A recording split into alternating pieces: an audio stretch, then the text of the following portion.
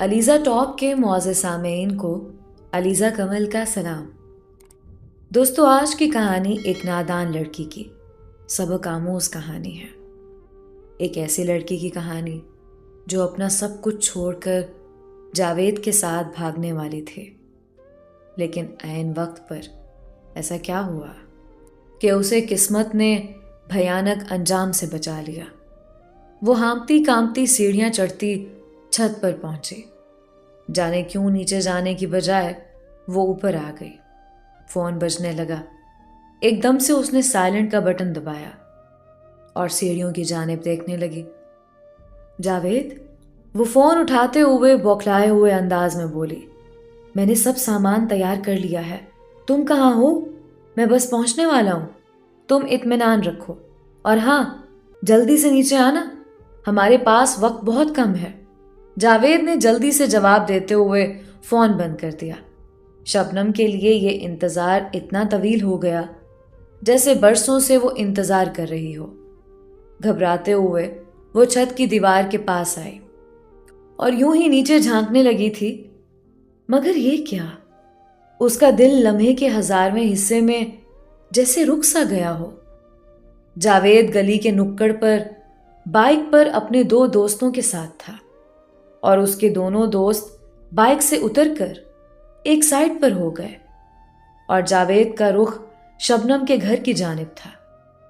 शबनम ने दोबारा अपना फोन निकाला और जावेद का नंबर मिलाया।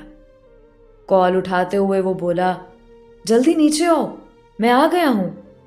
और ये बताओ, अपना जेवर और नकदी साथ लिया है ना? तुम अकेले आए हो ना? शबनम ने उसके सवालात को नजरअंदाज करते हुए पूछा। हाँ, मैंने अकेले आना था। तो जाहिर है अकेला ही आया हूं ना? जावेद झुंझुलाते हुए बोला। तुम फौरन आओ, वक्त कम है। वो घड़ी की तरफ देखते हुए दोबारा बोला, मगर शबनम पर तो जैसे सुकूत तारी हो गया। तुम सच कह रहे हो? तुम अकेले आए हो? शबनम की सुई वही अटकी हुई थी। जावेद पर जैसे शक गुजरा। वो फौरन नरम अंदाज अपनाते हुए बोला, क्या कोई अपनी जिंदगी से भी झूठ बोल सकता है? मैं तुम्हें किस तरह यकीन दिलाऊं कि मैं तन्हा हूं? तुम आओ और खुद देख लो, मैं तन्हा आया हूं।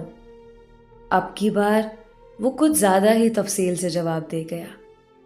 दोनों तरफ सुकूत छा गया।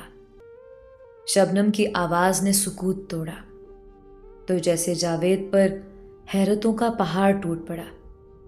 वो कांपती आवाज में बोली, चले जाओ और अब दोबारा कभी मेरे घर का रुख ना करना। अगर तुम यहां आए तो जान लो, मुझसे बुरा कोई ना होगा। उसे अपनी आवाज किसी खाई से आती महसूस हुई। कौन सी दोस्त थी मेरी ऐसी जिसने मुझे तुमसे मिलने से ना रोका हो? मगर मैंने किसी की ना सुनी, यहां तक कि अपने मां बाप को धोखा देने चली थी। उनकी आंखों में धूल झोंक कर मैंने तुम्हें अहम जाना और तुमने आज बता दिया। मुझसे बढ़कर कोई पागल हो ही नहीं सकती।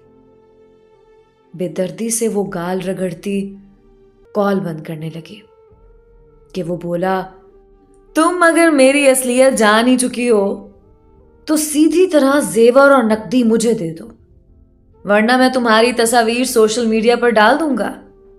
फिर तुम किसी को तो क्या, अपने घर वालों को मुंह दिखाने के काबिल ना रहोगी। गुस्से से बोलता वो चुप हुआ।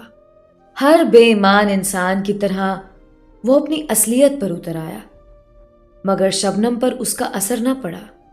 वो फट पड़ी, जाओ, जो जी में आए कर लो, मैं किसी सूरत तुम्हें फूटी कौड़ी नहीं देने वाली। और एक बात याद रखना, जब कोई तौबा करे तो वो, उसने आसमान की तरफ शहादत की उंगली उठाते हुए कहा, वो किसी की तौबा रद्द नहीं करता और जब आजमाता है तो अपने बंदे को रुस्वा नहीं करता। ये कहते ही उसने फोन बंद करके दीवार पर दे मारा और ऐसे रोने लगी जैसे उसका कोई अपना मर गया। मर ही तो गया था उसका ज़मीर। आह, क्या होता अगर मैं छत पर ना आती और उसके दोस्तों को ना देख लेती। यकीनन मेरा भी जिक्र उन लड़कियों में होता जो अपने वालिदैन की नाफरमान होती हैं, दर दर ठोकरें खाने वाली, जिन्हें फिर कभी इज्जत नहीं मिलती, जो माँ बाप की इज्जत को उनकी दहलीज पर रौंद कर अपनी ख्वाहिशात के पीछे घर से निकलती हैं, पछतावे के आंसू बहाती। वो अब सीढ़ियां उतरते नीचे आ रही थी, जैसे सदियों का बोझ उसके कांधों पर आ पड़ा हो। दोस्तों, ऐसी बहुत सी कहानियां हैं जो हमारे मुआशरे का हिस्सा हैं। इन कहानियों के बारे में अगर हमें पता चल जाए तो शायद कोई बेटी ये कदम उठाने से पहले 1000 बार सोचे। दोस्तों, मेरी पूरी कोशिश होती है कि मैं तमाम लड़के और लड़कियों के लिए इस जिंदगी और इस दुनिया की तल्ख हकीकतों और सच्ची कहानियों को पेश करूं।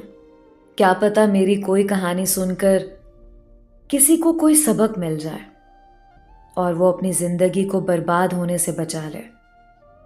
दोस्तों, बहुत कम वक्त है ये जिंदगी जीने का। खुद को पाक रखें, बाकिरदार रखें, अपने किरदार को दागदार ना होने दें। ये जिंदगी बहुत कम मोहलत दे रही है हमें कुछ अच्छा करने की।